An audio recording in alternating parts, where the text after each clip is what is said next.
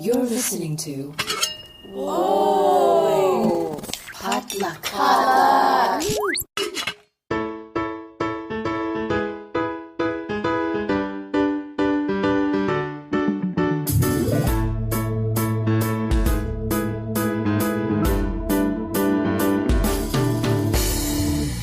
And you are listening to Books and Boba, a book club and podcast featuring books by Asian and Asian American authors. My name is Marvin Yue. And I'm Rira Yu. We are supported, as always, by our listeners at patreon.com/booksandboba. So head on over there if you'd like to support our coverage of books by Asian and Asian American authors, as well as gain access to our members-only Discord server and monthly bonus podcast episodes. So for this episode of Books and Boba, we're bringing you an author chat with Kelly Loy Gilbert about her latest novel, Everyone Wants to Know, a coming-of-age story about Honor Lo, the youngest member of the Lo family, who has been forced to grow up under the public eye as part of a reality TV show based around her family. And the story revolves around her and her family coming to terms around the consequences of living that kind of life. So we talked to Kelly about her journey as a writer, about her thoughts on influencing and mommy bloggers, and how teens navigate an online world where they need to find a sense of self, and toxic relationships in families. Yeah, this book definitely covers a lot of ground, and we had a great time chatting with Kelly about a lot of these very important topics about our modern world. So please enjoy our conversation with Kelly Loy Gilbert.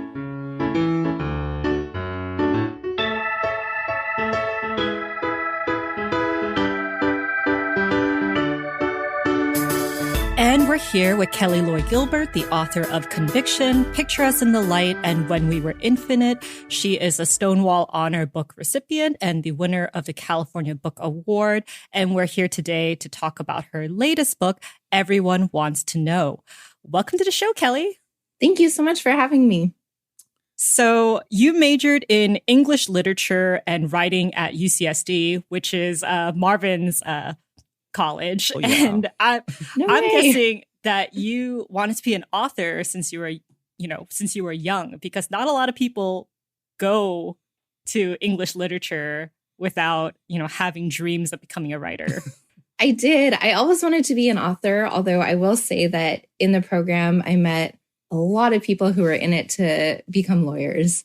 Oh, wow. But that was not me. From the time I was able to read, I always loved books so much. And I just thought that if I could make books someday, that would be just the dream. That would be everything I wanted. Yeah.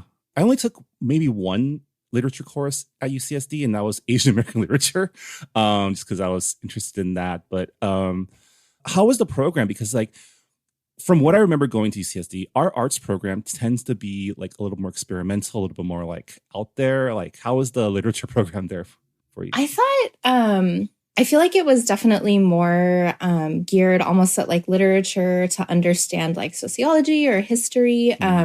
So it was very much looking at books through the lens of what can we learn about the culture, and not so much what can we learn as writers, which was kind of interesting because I felt like I got to get this sense of how books would be read by people who weren't writers, I guess, or just books is a tool for talking about the world around you or the era that you live in. And the writing program felt very separate. I had some classes and teachers who were kind of a lot more experimental, like you said. And that was kind of mind-bending and interesting to me. I'd never encountered that kind of thing before.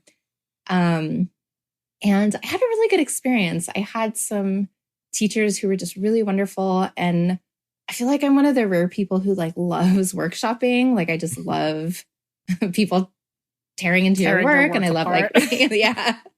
But I feel like it was mostly pretty positive. I don't know. I felt like I learned a lot. Do you remember who you had for Asian American literature? I wonder if we had the same teachers. I don't. I know she wore glasses. I know it was a woman. Wow. Same one. Down, just kidding. Yeah.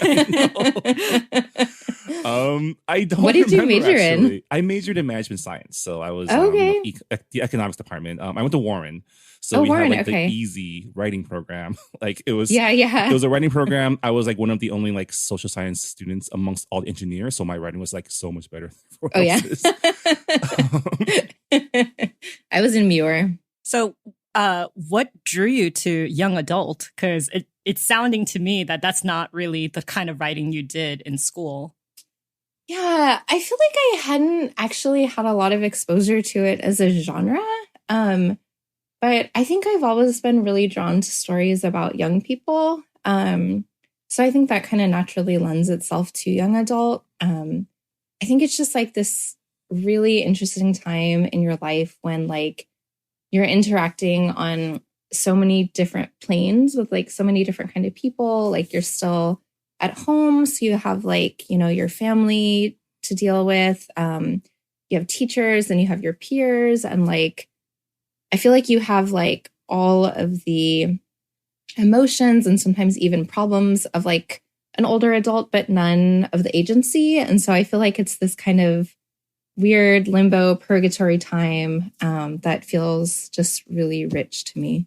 So we mentioned that you studied writing in school. Can you walk us through your journey from like being a lit major to becoming a published author? Like what was that path like for you? Like did you go directly into writing, or was there a detour here and there? There were some detours. So after I did undergrad, I went to do an MFA. And I think I sort of naively thought that like you would get the degree and then like you would like be catapulted into like publishing. But publishing obviously super doesn't work like that. So I stressed out my parents so much. They were like, oh no, what are you doing with your life? Like, how are you going to be like a functioning adult? And, you know, I did a lot of like side jobs while I was trying to get published. I was an SAT tutor for a long time. And I wrote, I originally actually in college started the manuscript for what was later going to become When We Were Infinite. And I tried for a long time to get that published. I found an agent, and I think the feedback at the time from just like the industry, like she really believed in the book. She was like, yeah, let's get this out there. But I think it was just kind of a time when like you couldn't really publish like a quiet story about a group of Asian American friends. Like there just wasn't really appetite in the industry for that. They were kind of like, who's going to read this? Like, what's happening here? So we put that one aside for a little while. I wrote what would become my first book, which was Conviction, and that published in 2015. So that was probably, what year was that? Maybe like 8 years after I graduated from college, 10 years, I can't remember. So I spent a long time sort of writing different things, trying to, you know, revise and find something that would kind of work out. And it took quite a while before it eventually happened. Yeah. I find that really interesting that When We Were Infinite, that was the first manuscript you worked on. That took a long time for it to get published. Long time. Yeah. It was like the book of my heart. Like I started it, like my senior year in college. And it just, I think there's been so much work done in like the publishing sphere by like authors and librarians and activists to sort of open the door for more stories that were sort of about communities that really hadn't had a lot of books written by and about them. So now I feel like so much more is possible in publishing, and like you can publish a book like that. Whereas truly when I first started, like it just wasn't something people saw on the shelves. Yeah, that's wild because not that much time has passed, but Yeah. so many things have changed. And do you remember like what was like the catalyst? I think we can trace a lot, or it feels like we can trace a lot of like the current surge of Asian American stories to like that year in 2018 when we had a bunch of like Asian American films, Asians go mainstream, and then all of a sudden, like everyone wanted Asian American content. Like did you get the feeling that this was the time that you can repitch it, or did they reach out and say, "Oh, do you remember that manuscript you had? Can we work on that again?" Like, how did that come about? Yeah, we repitched it. So I'd actually, in between my first book and that, I did publish a story about, and it was like all Asian American characters. It was called Picture Us in the Light. And so I feel like by then the tides had kind of already started to turn a little bit.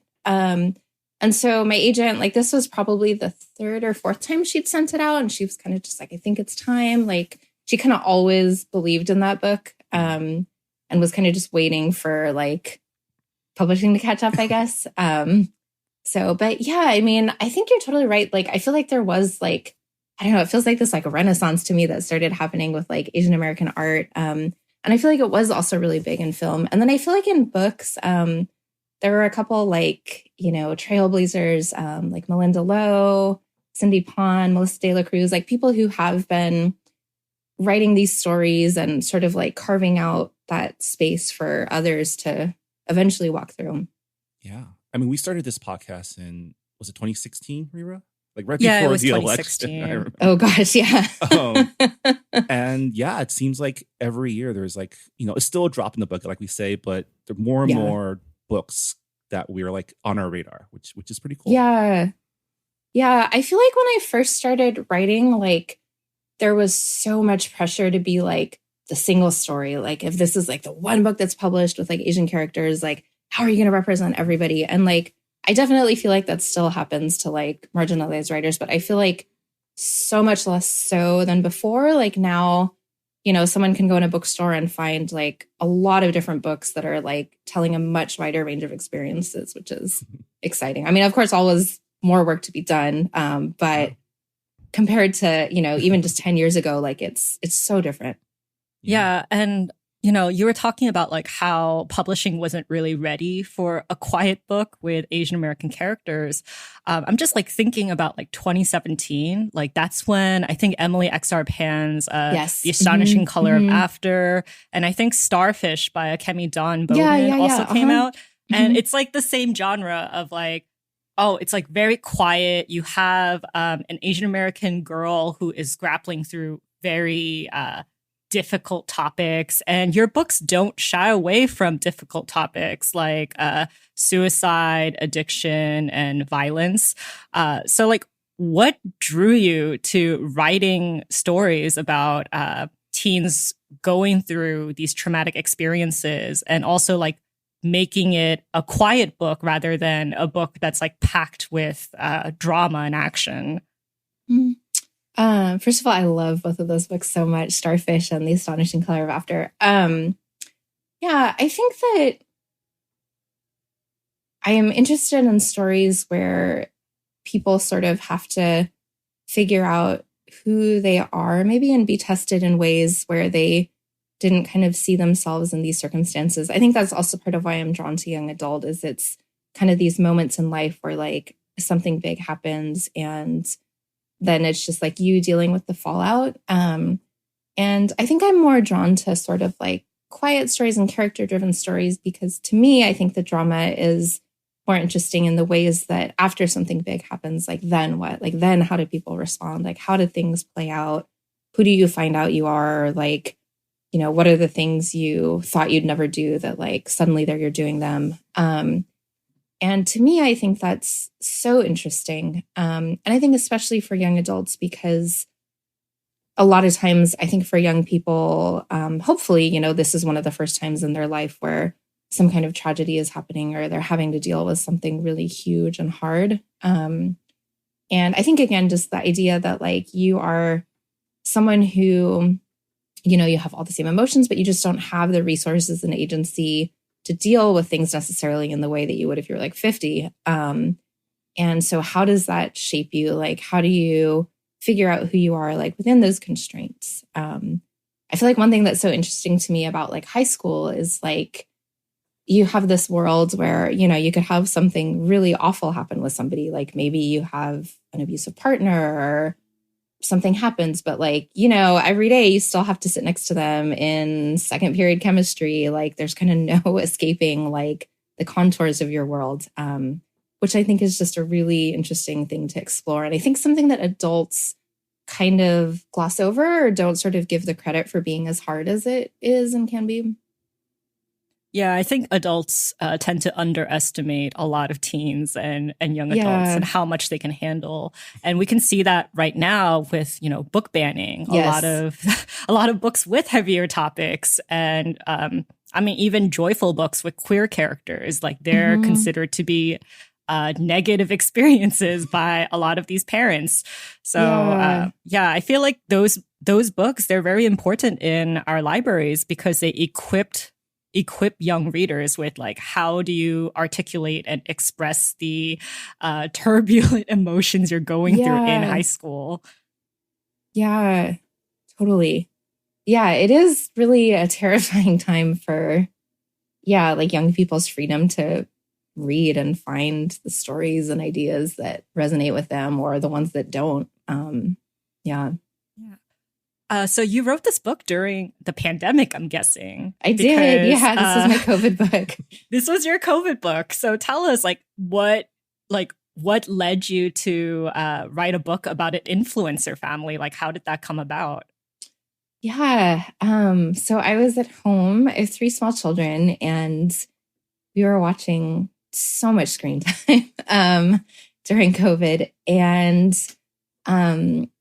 some of my kids liked this one show with this child who had been sort of on screen since a very young age and was now a little bit older, but still making these videos and kind of living their life very much online, and was like super wealthy apparently. And like you could go to like stores and like see their face on like products and stuff. And I kind of like spent a long time thinking about like, what is their deal? And like, what is that going to be like for them when they're older? What sort of things did the parents think about or consider before kind of going into this line of work? And is it going to look different when the child is older and sort of able to more fully grasp what they kind of grow up doing?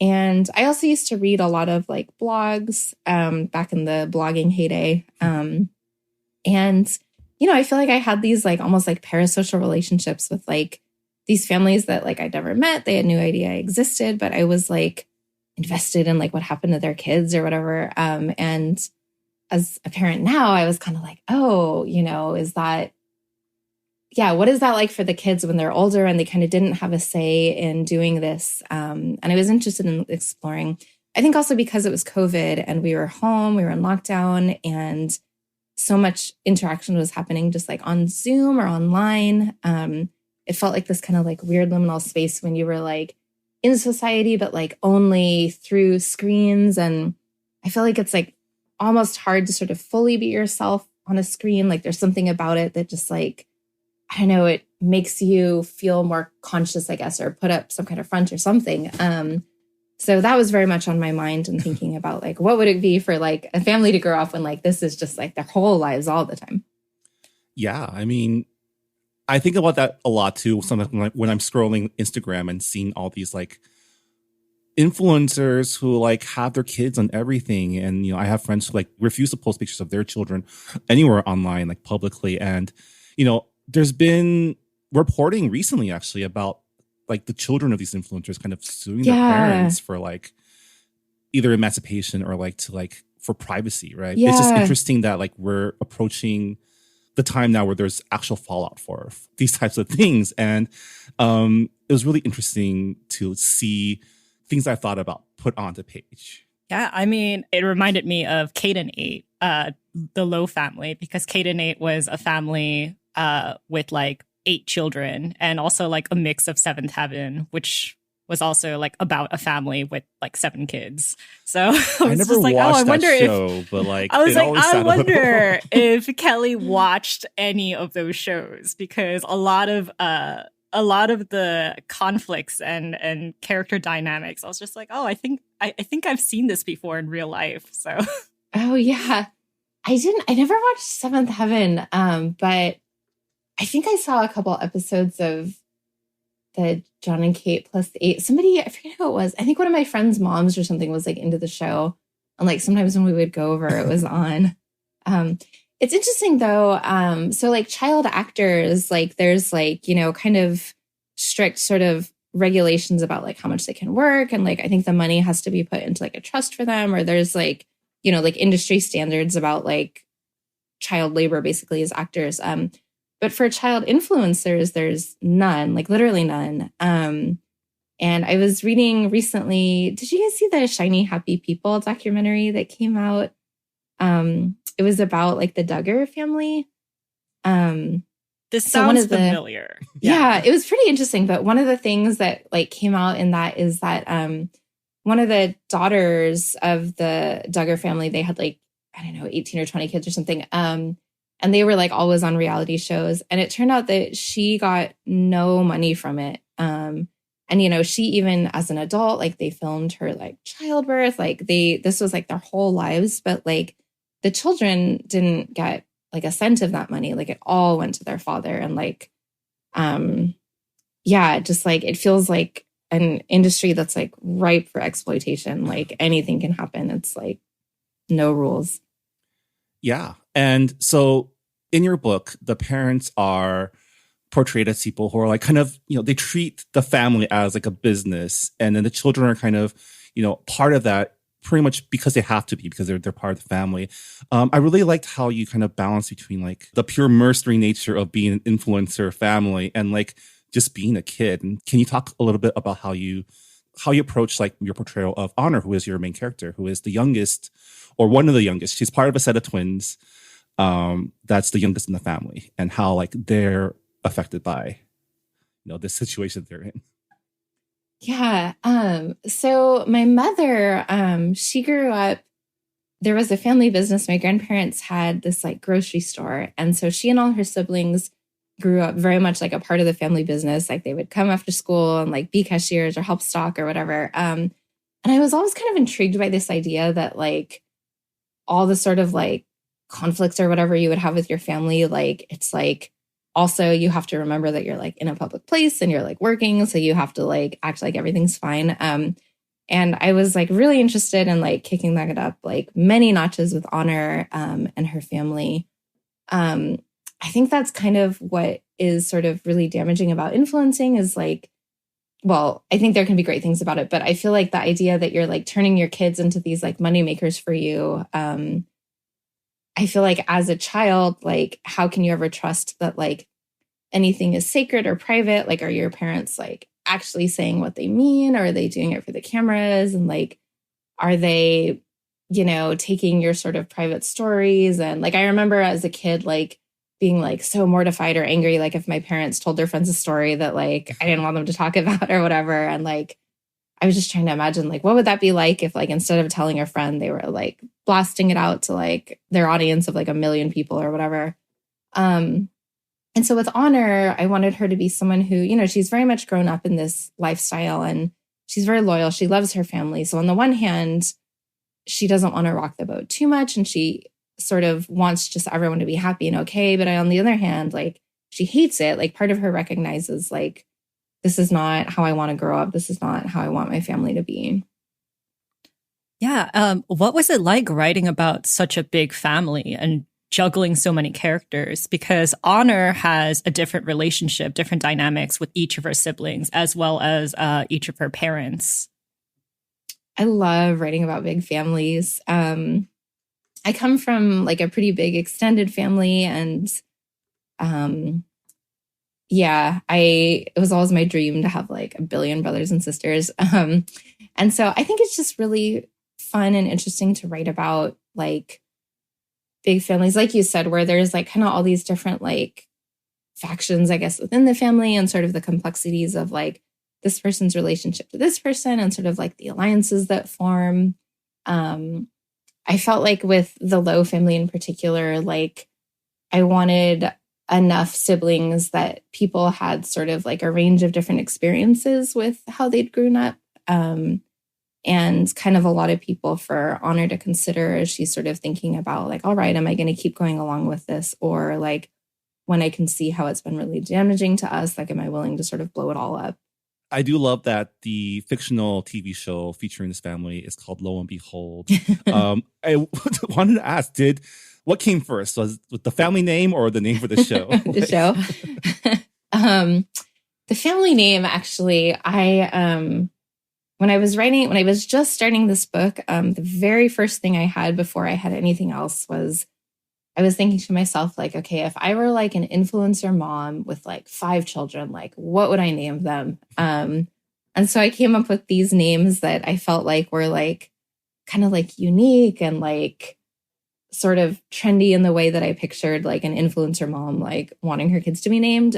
So that was like the very beginning of the story. Before anything else, I had like those 5 names and the last name. Yeah. I mean, the names are very unique. Yeah, they're very influency, like good, like you said. That was the goal. Yeah, I mean, like since we're like talking about the siblings, I did want to like bring up Jameson and Wrangle, who are the eldest of the Lowe siblings, and they're kind of put into a position where they're the parents for the younger siblings. And I just thought it was interesting because that's a position that a lot of eldest siblings go through, especially the eldest daughter in an immigrant family. But the Lowe family is a 3rd, 4th gen American family. So I just want to hear your thoughts on like how parentification is an experience that kind of crosses generations and cultures. Yeah, I mean, I think that I guess there are universally just so many ways to like abdicate your parental responsibilities. People have been finding various ways for probably all of human history. And I feel like it can especially happen in big families, for one, because, you know, the parents get overwhelmed, but also I think the Lowe parents have kind of these really specific ideas of like what they want their family to be. And I feel like a lot of it is based on like branding and success. And I think some of the ideas of like success and financial securities come from their backgrounds, just, you know, growing up not as an immigrant family, but like as Asian American families with like sort of complicated experiences with like money and poverty. And so I think they very much feel like their duty is to make their kids like successful. But I think these are people who took it to like a really intense extreme. And that was kind of the only thing they thought about. And their idea of success, I think, is also maybe kind of questionable and sort of also feeding very much into like their own egos and their own success. And so I think in that sense, they kind of lost sight of like maybe what their actual responsibilities were to their kids and taking care of them. I do like the fact that the eldest were just like, we're going to move away from this house. Like you have Jameson in San Diego and you have Wrangle moved pretty far away from their family home. And I was just like, that's very understandable. Like, how do you even set boundaries in an environment like that? And I just want to like hear your thoughts on how like a teenager or like a young adult can create safe boundaries with adults who control so many facets of their lives. Like, how do you think teens these days who are, you know, pretty much under the roof of their parents, every whim and every expectation can go about creating those safe boundaries?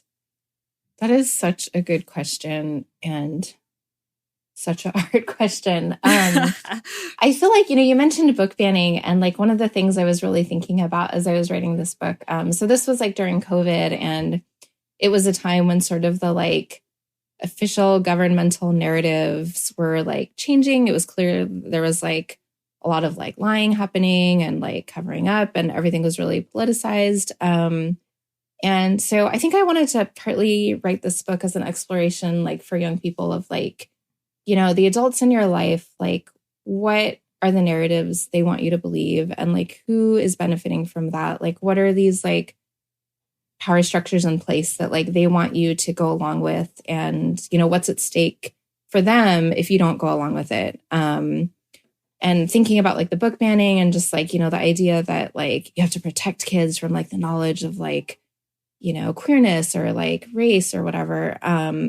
You know, for young people, like it might be your family telling you this. It might be people you really trust, people who've raised you. But at the same time, like, I feel like you need the freedom to really consider like, okay, who what is the story that I'm being told? And like, is this benefiting me? Like, is this in line with like what I believe and what I think? For Honor, it was like, this is her family. This is all she's ever known. But like, is this actually in her best interest? And I feel like that's so hard with teenagers, back to your question about boundaries, because you really, your parents can exert so much control over you. And I think that there's sort of this like narrative that like, oh, your parents want what's best for you and they're doing what's best for you. But like, I think unfortunately that's not always the case for some people. Even if that is true, maybe just from various generational traumas or cycles or whatever, like a parent's idea of what's best might still be like extremely damaging to their child. And I do feel like some teens are very much trapped in that. And like, it's hard to set boundaries when your parents kind of can have like total control over you. I mean, I feel like it can be helpful to talk to other adults, like a counselor at a school or a church group or a sports team or somewhere where you feel safe. And I also feel like just mentally for yourself, like kind of setting boundaries of like, okay, my parents can tell me this or they can make me do this or whatever, but they can't control how I'm going to feel about it. Like I'm allowed to think something different from them. I'm allowed to think that they're wrong. I'm allowed to like acknowledge to myself that like, this is not okay. Even if maybe there's not much in the moment I feel like I can do about it. I'm allowed to question and like set my own beliefs and values. And they can't they don't get to be in charge of that for you. Like, even if you have to hide it from them, if you're in sort of a bad situation, like ultimately, like that's for you. Like they don't get to do that for you. Yeah, I think it really helps to have like a strong sense of self because, if your parents are controlling your money and you don't have transportation and you can't move out, like it's hard. That's the only thing you can hold on to, like your emotions, your beliefs, and having people who, like really validate your feelings. Like it just helps having one person say, oh yeah, what you're going through, you're not crazy. Like this is gaslighting. And I feel like that's something that Honor and Caden, who's another character in your book, goes through. Like they both have like very tumultuous relationships with their family. And it's kind of like they have to check in with each other and say, hey, what you're going through, like it sucks, but you're doing okay. Like it's okay to feel this way. You're not a monster for thinking this way. But as an adult who grew up during a time when internet and social media was pretty much non-existent, I feel like writing teenagers now in young adult literature is very tricky.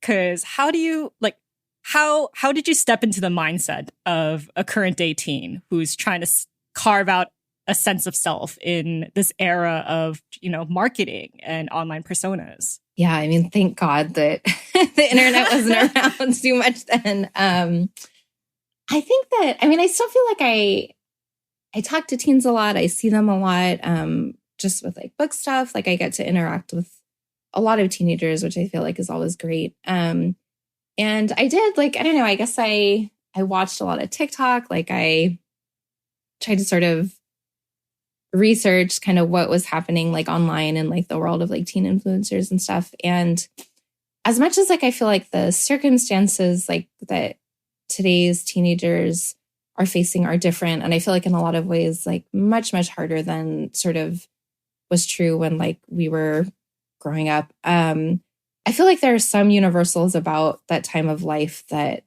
I feel like probably are fairly consistent through generations.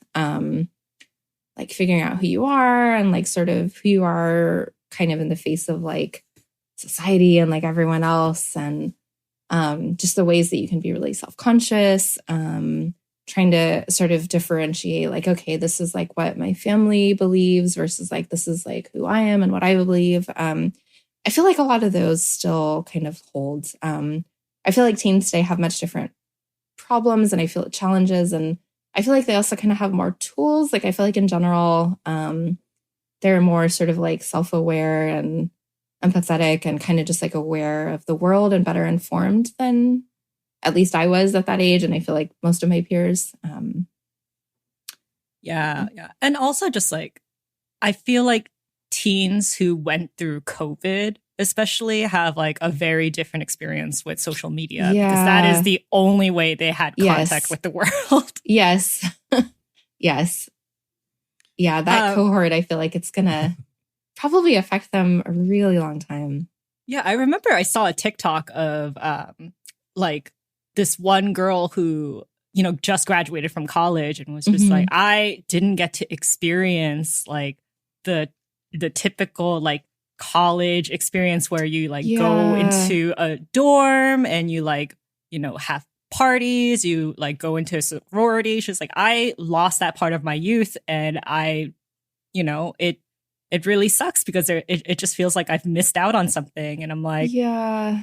And that's like a new experience that like teens and young adults today are going through. And I feel like millennials and Gen X, it's different. We have our own losses, you know, like millennials, like we were promised that we'll have like, you know, jobs after jobs after graduating and have like a house by like when we're 30, but you know, that was lost. Yeah. It was a nice idea. Every generation goes through their own own crap. Yeah. So we talked a little earlier about how your earlier books were like quiet books about Asian American friends. And I don't know about you, but this book was anything but quiet. There was a lot of very dramatic, especially your many confrontation scenes that you have between family. And it reminds me of like just, you know, when you have family together, there's always that tension of like, when is everything going to start going haywire and go wrong? And can you talk to us a little bit about how you approach those, like the family fight scenes? I feel like there were so many people in Honor's family who have like really big personalities and they are very confrontational. Like they're not like at all like avoidant, which I feel like is my sort of how I am. And it was really fun to, I guess, write them because I feel like in a way they like kind of brought drama with them everywhere they went, just who they were. And I feel like most of my protagonists in most of my books, including Honor, I think tend to be more sort of maybe not easygoing. I think they're all a little high strung, but they're definitely more kind of like peacemakers, or they're a little bit more afraid to sort of speak their mind or kind of upset people. Like they tend to be people pleasers, I guess. And with Honor's family, I feel like so many of them are like the exact opposite. And that was so fun to write because I feel like all of them had like very specific things they wanted, oftentimes like directly in conflict with what somebody else wanted. And not only were they kind of thinking about like, okay, like how is this going to affect me? It was also kind of like, how is this going to affect my brand? Like, what are like my followers going to think? And so that was really fun to write. Yeah, I really, really had a good time with that. During COVID, just like exercising all my demons, I guess, of internal conflict or something. Yeah. Yeah. I mean, the mother character, Melissa, does the Asian parent thing of like, you don't know what your ancestors gave up for you to be here. And I do love that you use that opportunity to kind of give a little Asian American history lesson too about like the city of Locke and like its importance to the history of Chinese Americans in California. Can you talk about why you decided to focus on that community, you know, the little community of Locke and like the boarding school that her grandmother, or the boarding house, I think, that her grandmother lived in? Yeah. The one about Locke, you know, I've lived in the Bay Area almost all my life, minus my stint in San Diego. And that was a story that I actually wasn't really familiar with. And, you know, I've spent a lot of time in that area and I feel like it just got like totally erased. And so when I learned about it, actually, one of my best friend's mom is a journalist, and she had written this story about the descendant of the fisherman. And she actually was kind of like blown away by this history. Like she herself hadn't known very much about it. And so I thought that was something that was really interesting to explore. I'd love to go back and like really sort of learn more about it. But I think, unfortunately, a lot of it hasn't been preserved. And the home for girls, the Ming Kwang home, my grandmother and her sisters grew up there. So that's always been something I, grew up hearing about, and have read, so many things that I could read about it, and, heard my grandma and my great aunt, who I was very close to, talking about their whole lives. And so that's something that I've always really sort of felt strongly about. My great aunt, she passed away this year, but she kind of always felt like, she'd always sort of charged me, like, you have to keep telling the story. Like, you got to tell people about this. You can't let these stories die. So that's something that I, really want to take seriously, and like keep sort of honoring her in that, and telling those stories. Yeah, I think it's really the duty of like second, third generations of like Asian American families to really preserve that history, because so much of it has been erased by like mainstream Western history. So yeah, I feel like we're seeing more of those stories come out in publishing, especially in the young adult sphere. So that's been like really joyful to see from our perspective as quote unquote bookfluencers. Yeah. So Jameson at one point says, I have this theory that mixed race people are natural influencers. Everyone projects whatever they want onto you. Can you expand more on that topic, and just like what your personal thoughts and experience is as someone who is mixed race? Yeah. So another reason that I really wanted to have a big family and like 5 siblings, and then also 2 parents who are both mixed race, is I feel like it's such a varied experience. And I wanted to sort of explore, even within like this one family, people who've all grown up together, they have like the exact same background. It's still something that everyone kind of has like a different relationship with, and there's kind of not one sort of mixed race experience. I have one brother, and I would say that we both have had like, in some ways a lot of similarities, but also like at various points in our lives, kind of like different relationships to race or different experiences with it.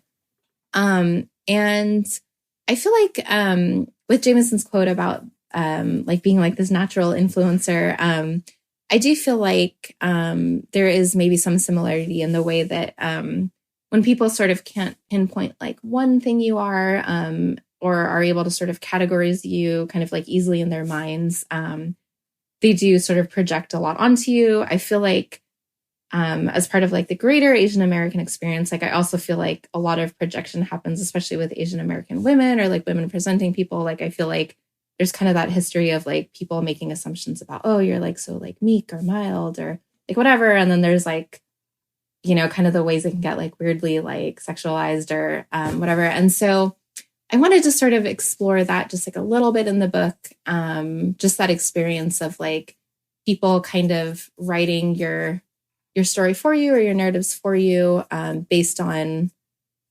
something that they don't necessarily know about. They're just kind of, projecting. And I feel like that also is something that sort of overlaps with like influencers, because people are projecting a lot based on sort of the very specific curated things that you're choosing to share online. Yeah. And also, like, I've noticed this trend with influencers on how they want to look ethnically ambiguous so that, they cover all of their bases. And I'm like, I wonder, like, what that is. Like, maybe it's a way for them to seem relatable to every part of their audience. But yeah, I feel like that is a different conversation for another day. But that was just like an observation that I've That's super interesting. I'm gonna have to look into that. Like, I feel like I've been like less in touch with influencers like when I stopped researching for the book, but that's intriguing. I would really write like a whole sociological study on that. Like, I'm just saying that you probably made the right choice, because me scrolling through Instagram and TikTok and just noticing that a lot of these people have the same faces and that's the same posts. I'm like, I wonder if it's also like happening. Filters, like Instagram filters are like weirdly like homogenizing everyone or something. Yeah. It's weird. It's very weird. I mean, influencing is also like, there's such a, I wouldn't say like maybe an art, but also a science behind it, right? Like there is like cold hard, like analytical decisions behind like a lot of the content that's being made. And you kind of touched on that on your book too. And, the effects that has on the people who influence and like the need to constantly be the center of attention, right? Yeah. Or like you said, like the analytics, but it's about like you, like that's kind of mess with you. To be authentically inauthentic in a way. Yeah. Yeah. I mean, what was it like social media? Like it's free because you are the product, and like influencing, I think is like the next level of that, where you actually like instrumentalize your own life or commercialize your own life to like sell to advertisers and partners. And it's weird. It feels almost dystopic, but like today, right? I mean, we are living in a dystopia. It's true. Yes. Yeah. I find that readers who prefer like tidy endings might be taken aback or surprised by your book's ending, because not all of the conflicts in the Lowe family are resolved. They're like forgiveness is still kind of very elusive by the end of the book. So without spoiling too much, like, can you tell us like what made you settle on that ending? Yeah. I think partly I like sort of messy endings just because I feel like they're sort of reflective of life, I guess. I feel like it's rare that you get sort of like a neat bow tie around like a perfect ending. But also I think just kind of in the story, some of the things that Honor has learned about her family members, and the ways that a few of them have really betrayed her and betrayed each other. I feel like it would take time, like to sort of work through that. And I think everyone would sort of have to be on the same page in terms of like reconciliation and honesty going forward. And I think not everyone is there. And so I felt like it would really sort of take more time, like maybe even years down the road before they're able to kind of forgive some of the things that have happened between them. I mean, that's just how families are. I can't tell you how many times I've had like screaming arguments with my mom just for the next day for her to pretend nothing happened. Everything's fine, but it's still under the surface there. So I think it's pretty true to life. I don't know anything about that. But. So like, what are you currently working on now? And is there anything you can say about your future projects that, the publishing industry, isn't like hush hush about? Yeah, I am working right now on my first adult book, which has been kind of exciting. It's based on this family who has this like deep history in this Chinese Baptist church. And it sort of like very loosely borrows from some of my own family experiences and family history. And I am very slow. It's like one of my dreams to write like a picture book. So I'm like very slowly trying to make headway with that. So those are kind of my big things right now. Expanding your horizons then. Yeah. Awesome. Well, thank you so much, Kelly, for joining us on Books and Boba. It was wonderful to talk to you, and yeah, congrats on the book. It's been out for a couple months now, so now it's available. Couple weeks. It came out in June, Marvin. Is it? But what is time? I felt like it was August already. I don't know why. Yeah, my sense of time, I feel like, is so off. Yeah. Well, thank you so much for having me. It was so great to meet you both and chat. Yeah. And that was Kelly Lloyd Gilbert, the author of Everyone Wants to Know, available now at booksellers everywhere, including our Books and Boba bookshop. As always, if you purchase your books from our Books and Boba bookshop, not only do you support your local bookstores, but also the Books and Boba podcast as well. Again, a reminder that you can also support the Books and Boba podcast by becoming a member of our Patreon. Patreon members get access to our members-only Discord, where you can join us as we talk about Asian food, boba, and all sorts of things. We're having a lot of fun with our members up on Discord. So if you want to be a part of that, please join our Patreon. And if you do subscribe on the $5 level, you also get a monthly bonus episode from Books and Boba called our Boba Chats, where Rira and I talk about the non-book related things going on in our lives. So before we go, Rira, what are we reading for book club for the month of August? We are reading Bitter Medicine by Mia Tsai, and it's a Shansha-inspired contemporary fantasy about a Chinese immortal and a French elf navigating romance, family, loyalty, and workplace demands. From what I've heard, this is a book that we have, it is very far from the realm of books we've been reading lately. So I'm pretty excited to switch genres. It sounds really interesting. We haven't really read urban paranormal stories in a really long time. So, yeah, and I love that it's like an East meets West fantasy, which is a mishmash that I love to see. So looking forward to discussing that with you at the end of the month.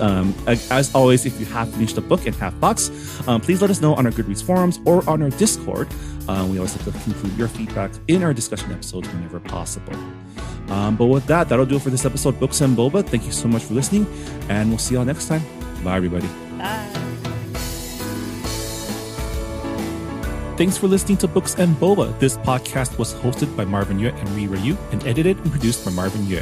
Follow the book club on Twitter and Instagram by going to @BooksandBoba and engage with us on Goodreads on our Goodreads group.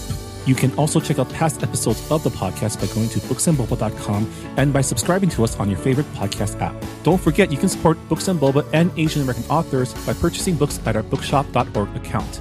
Check out the link in our show notes and also at booksandboba.com. Books and Boba is a proud member of the Potluck Podcast Collective, a collective of Asian American hosted podcasts featuring unique voices and stories from the Asian diaspora. Learn more about the collective and check out our fellow Potluck shows by visiting the website podcastpotluck.com. Thanks for listening.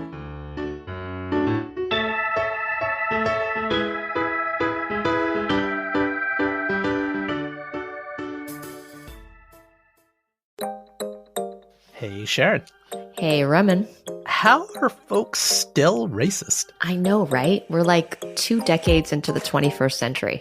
Yeah, and second question, where's my jetpack? Well, I can't help you there, but have I got a podcast for you. Modern Minorities is a show where each week my longtime pal Raman and I uncover common and uncommon truths that we all need to hear for our majority brains and ears. Yeah, Sharon and I have spoken to doctors, lawyers, directors, climate activists, angry Asians, athletes, chefs, writers. Folks who are Black, brown, gay, straight, and everything in between. Past guests have included comedian Margaret Cho, Southern Poverty Law Center journalist Geraldine Mariba, comics creator Jean-Lun Yang, and many, many more. We've even talked about Ramadan, Black History Month, Kamala Khan, and Robin being queer. It's like we're trying to solve racism with the podcast. Challenge accepted. So check out Modern Minorities at modmypod.com or wherever you get your favorite podcasts. Remember, we're all modern minorities, but we're no one's model minority.